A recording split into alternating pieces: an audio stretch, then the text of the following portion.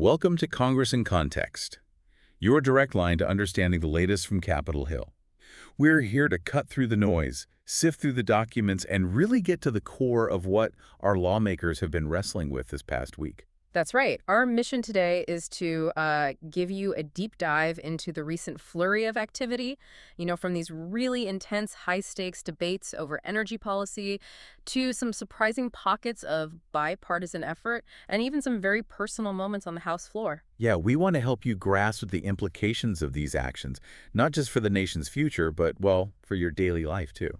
Absolutely. This week truly revealed Congress as a dynamic battleground, you could say, where the fight for economic growth often clashes head-on with environmental protection. And where the power to create is kind of matched by the power to undo. Exactly. We've got a packed agenda exploring significant legislation, some really nail-biting votes, and the political undercurrents shaping our lawmakers' decisions. So let's unpack this. Let's maybe jump right into a legislative behemoth on the House floor, the Energy and Water Development and Related Agencies Appropriations Act for fiscal year 2026.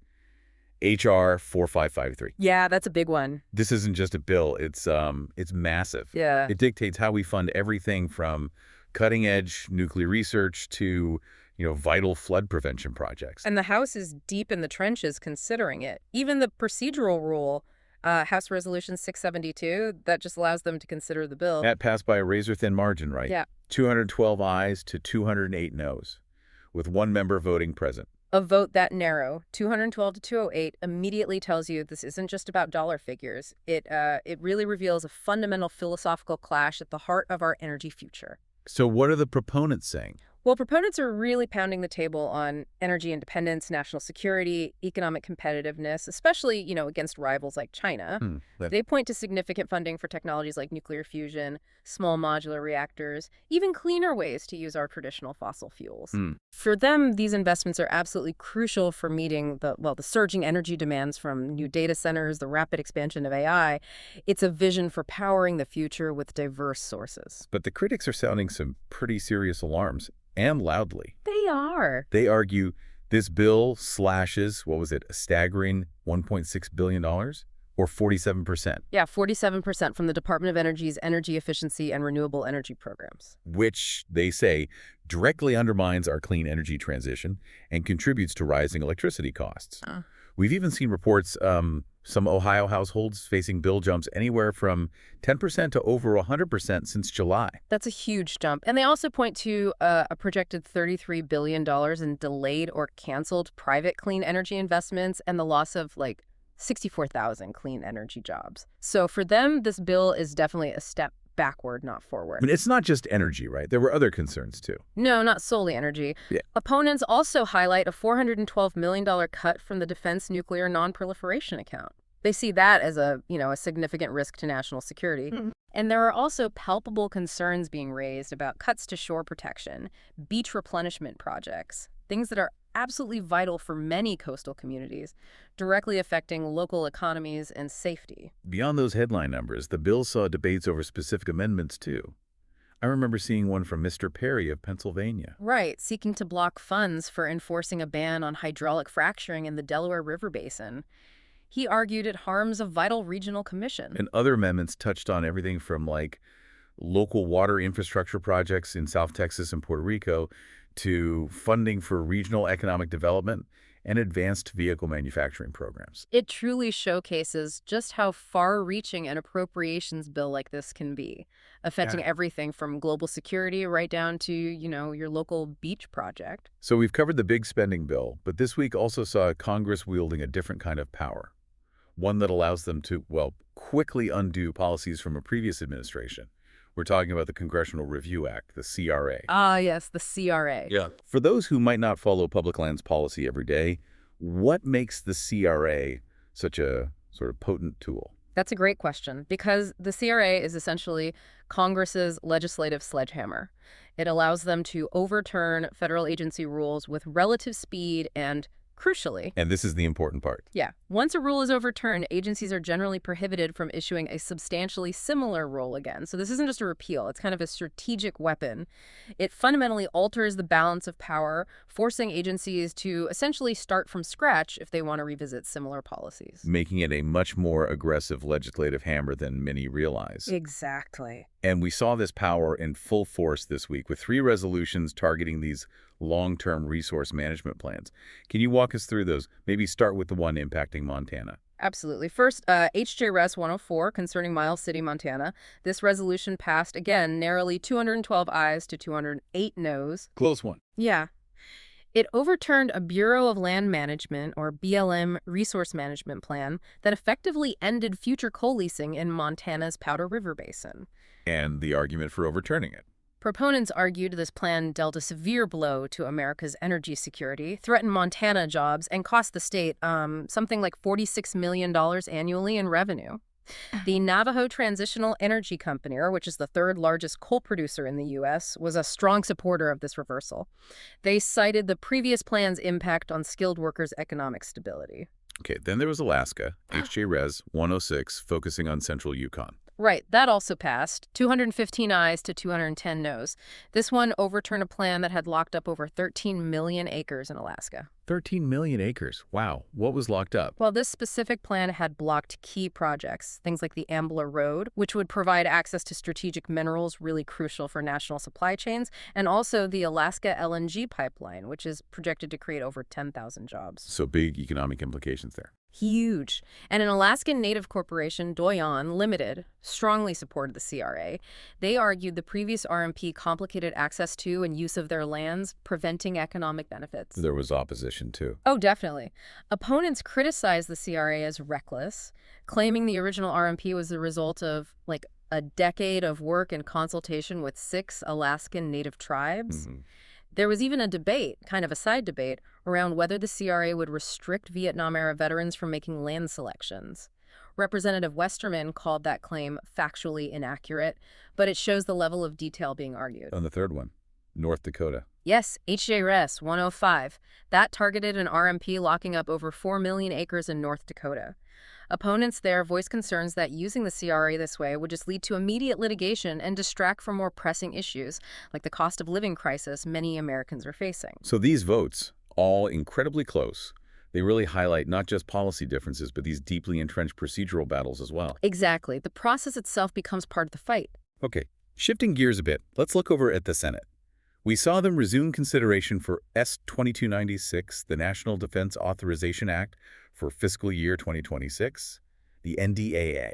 The big defense bill. Yeah, this isn't just a defense bill. It's our nation's annual defense spending blueprint. It shapes our military's future. So what are some of the key amendments already being proposed for this massive bill? Well, it's a broad range, as you'd expect. It reflects the complexities of national security today. For instance, there's a proposal to protect covered information of at-risk individuals. That includes members of Congress, their families, from being publicly posted by government agencies or, data brokers. So a personal security measure. Right, a direct response to concerns about personal security in this, data-rich world we live in. And also within the NDAA, we saw the proposed Mapping America's Pharmaceutical Supply, or MAPS Act. This would direct the Secretary of Health and Human Services to map critical pharmaceutical supply chains, like where key ingredients are produced. Why does that matter for national security? It seems straightforward, but the MAPS Act really reveals a growing national security concern about our reliance on foreign pharmaceutical supply chains. The deep dive here is into the potential geopolitical leverage, foreign nations could wield if they control vital drug components. Right, a vulnerability. Exactly. This bill aims to mitigate that risk, ensuring we have access to life-saving medicines, though the implementation will be a massive undertaking, mapping all that out. Other amendments touch on deterring aggression against Taiwan, outlining a strategy for using economic tools and sanctions against China. And there's a notable proposal that would prohibit government officials, including members of Congress, who leak classified information for personal or political gain from accessing or serving on key intelligence or defense committees. Interesting. So it's clear the NDAA is a vehicle for a really wide array of critical national security concerns. Absolutely. It always is. But amidst all the, the partisan fireworks. It's worth noting a crucial bipartisan effort, too. We saw the introduction of the Geriatrics Workforce Improvement Act, S. 2699, by Senator Collins and Senator Kaine. Why is this particular bill so significant, especially now? Well, this bill tackles what you might call a silent crisis, our rapidly aging population and the growing shortage of healthcare professionals trained to care for them. Yeah, you hear about that a lot. It aims to reauthorize programs that specifically train healthcare professionals for older Americans. It addresses a truly critical and growing need across the country, especially in states with aging populations like Maine, Senator Holland's state. So it's a reminder that not everything on Capitol Hill is a zero-sum game. Exactly. Some issues really do transcend partisan divides, often just out of sheer necessity. So those are some of the big legislative actions. But as we know, nothing happens in a vacuum on Capitol Hill. The deep political currents, the ongoing partisan battles, they often set the stage for these votes.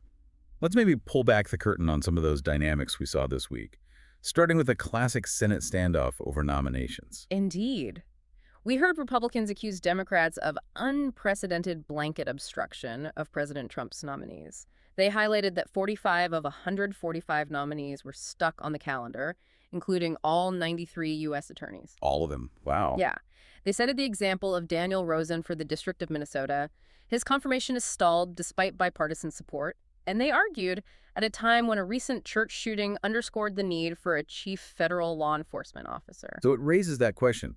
What's the real impact on the federal government's functioning when these key positions remain unfilled for so long? It's a valid question. Democrats, for their part, they point to a history of obstruction from both parties, emphasizing that this isn't exactly a new phenomenon in the Senate. Right. We also saw a particularly heated exchange in the House. This was about the Jeffrey Epstein files and a plaque honoring law enforcement officers from January 6th. Yes, that got quite fiery. Democrats accused Republicans of blocking the release of Epstein's files and refusing to display the plaque. They allege President Trump wants to rewrite history and hide the truth. They pushed for that bipartisan Massicana bill to compel the release of the files, noting that survivors of Epstein's crimes were actually at the Capitol demanding this bill. Republicans countered by saying their own resolution for transparency was a more practical approach. They noted that 33,000 documents had already been released to the public, with more on the way. Okay. They argued their resolution included strings attached for transparency, requiring written justification for any redactions.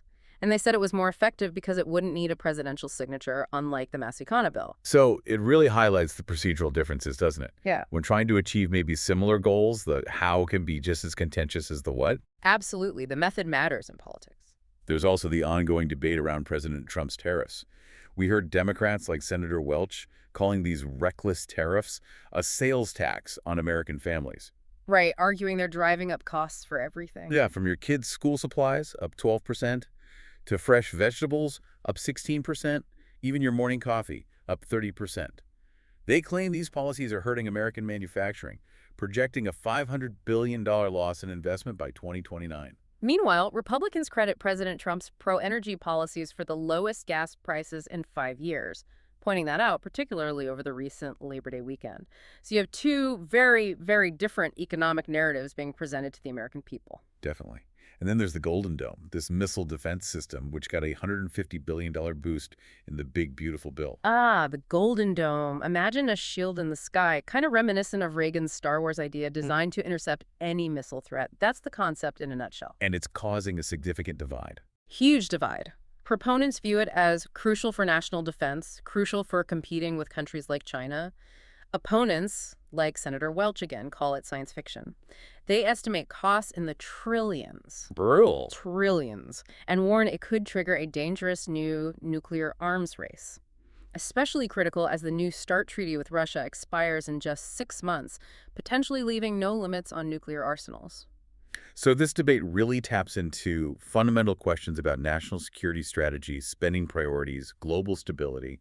Huge stakes. Massive stakes. Beyond the legislative battles and political sparring, Congress also took time this week to honor individuals. Yeah. It kind of showcases the human side of Capitol Hill. It does. We heard poignant tributes like the recognition of Walt Hartnett, a dedicated veterans advocate who worked for the House and, by all accounts, touched many lives across Pennsylvania. Yeah, that was nice to hear. We also heard about Joshua from the Twinsburg Fire Department, honored for his heroism in rescuing an 8-month-old baby from a basement fire. Incredible story. These are the powerful human stories that remind us of the impact of everyday heroes, and Congress taking a moment to acknowledge that. These moments highlight the diverse roles of members in Congress, right? Not just crafting policy and, engaging in partisan debates, but also reflecting and celebrating the lives and contributions of their constituents. Exactly. And the recognition of Major General Bobby Christine's appointment as the 43rd Judge Advocate General of the Army also underscores the military's vital legal leadership and the achievements of individuals in service, often far from the political spotlight. Okay, let's try and connect all these threads now to the bigger picture. The debates around the Congressional Review Acts. You said they're a masterclass in how Congress and the executive branch interact, or maybe clash. Yeah, interact and often clash is right. The CRA's unique ability, as we said, to not just overturn a rule, but to prevent substantially similar ones in the future. That isn't just a procedural detail, it's a strategic weapon. It fundamentally alters the balance of power, forcing agencies to basically start from scratch if they want to revisit similar policies. This week clearly showed that while one administration builds, another can often dismantle pretty quickly. It highlights the fluctuating nature of policy, especially for these long-term resource management plans that can take, a decade or more to craft. Easily. Only to potentially be undone in a matter of weeks by a shift in political winds. It raises questions about policy stability. Thinking about the policy impact on different groups. Sure. Your wallet is certainly directly affected by that energy appropriations bill and the tariff debates we talked about. Definitely. They impact energy costs, prices of everyday goods. And that discussion around surveillance pricing, this idea where companies use your personal data to charge different prices for the same item, and Ms. Sleeb's Stop Price Gouging in Grocery Stores Act, it shows Congress actively grappling with how technology affects consumer prices and, fairness.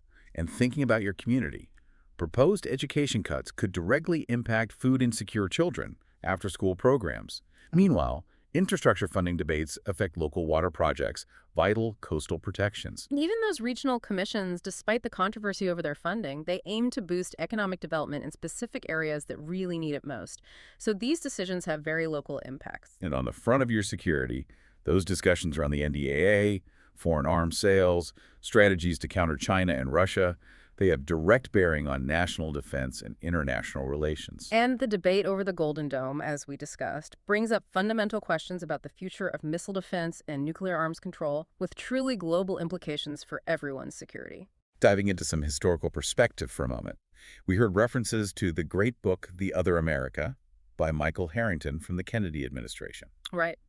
A reminder that issues like hunger in America are, sadly, persistent challenges, resonating across decades of policy debates. And the recognition of the Harlem Hellfighters, almost a century after their World War I heroism, finally receiving the Congressional Gold Medal. It reminds us of the long arc of history and the importance of these overdue historical acknowledgments.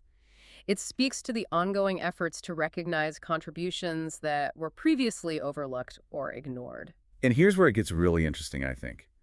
The invocation of Ronald Reagan's Strategic Defense Initiative, Star Wars, in the Golden Dome debate. Yeah, that parallel is striking. It illustrates how past policy ideas, and maybe their successes or failures, continue to shape modern discussions. It proves some debates never truly die. They just get a technological upgrade.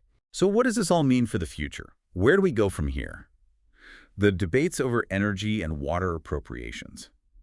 They'll continue to define our approach to infrastructure, climate, economic competitiveness. No doubt. Expect more back and forth as H.R. 4553 moves forward and its impact starts to unfold in communities across the country. And the pervasive use of these Congressional Review Acts. It signals a clear intent to reshape regulatory landscapes, particularly around land use and energy extraction. Which will undoubtedly lead to legal challenges, continued political contention. It impacts resource availability and environmental policy for years, maybe decades to come. The ongoing struggle over nominations in the Senate. that has broader implications too, right, for the Yeah. functioning of the federal government. Absolutely. From judicial appointments to key agency leadership roles, it potentially affects policy implementation and national security across the board when those seats stay empty. And the sharp divisions on issues like the Golden Dome, the handling of the Epstein files, it suggests a highly charged political environment continues, where partisan lines remain deeply entrenched, even on issues some might expect to see more consensus. Making compromise incredibly difficult. Understanding these complex issues is really the first step to making your voice heard, and that's why we bring you these deep dives. And if you want to dive deeper into the specifics, you can always find the full text of bills like H.R. 4553, S. 2296, those joint resolutions H.J. Res. 104, 105, and 106, along with their legislative history, the roll call votes. It's all on congress.gov. Yeah, congress.gov. It's an invaluable resource, puts the actual text of legislation right at your fingertips. It really does. And if these discussions have sparked your interest or, your concern, reaching out to your representatives and senators is crucial. Their contact information is readily available on their official websites. And many of the issues we discussed, from energy costs to education funding, even local projects, are things they genuinely want to hear from you about as it directly impacts their constituents. Your voice matters there. Keep an eye on upcoming committee hearings, too. They'll further explore some of these topics. For instance, the Senate Armed Services Committee is scheduled to hold a hearing on September 11th regarding the nomination of General Christopher J. Mahoney to be Vice Chairman of the Joint Chiefs of Staff. Right. Also, look out for continued hearings from the House Health Subcommittee on AI and Healthcare, or the House Natural Resources Subcommittee on Energy and Mineral Resources. They have multiple bills related to domestic mining and critical minerals on their agenda, so the work continues. Engaging with these processes beyond just voting, that's how our democracy truly functions. Your informed participation shapes the context, and it shapes policy. And here's maybe a final provocative thought for you to mull over. In an era where Congress dedicates considerable time both to these huge national legislative battles that shape the world and to these deeply personal constituent recognitions, like honoring a local hero or a veteran's advocate, what does this tell us about the evolving definition of representation in America today? That's a great question to ponder. Thank you for joining us for this deep dive into Congress in context. We hope you feel a little more well-informed and maybe a little more inspired to engage. Until next time, keep digging into the issues that matter most to you.